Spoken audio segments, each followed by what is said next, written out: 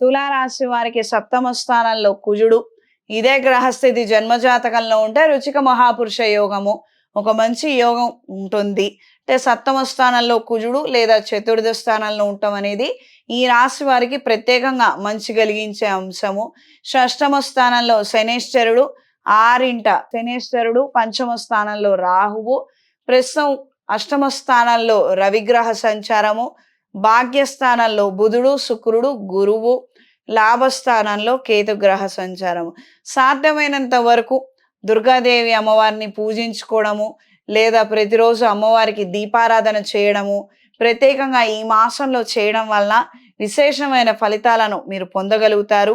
లేదా కార్తికేయుడిని పూజించినా కూడాను, అంటే ఉగ్రదేవతామూర్తులను ఈ మాసంలో పూజించినట్లయితే ప్రత్యేకంగా మీకేవైతే ప్రతిబంధకం ఉందో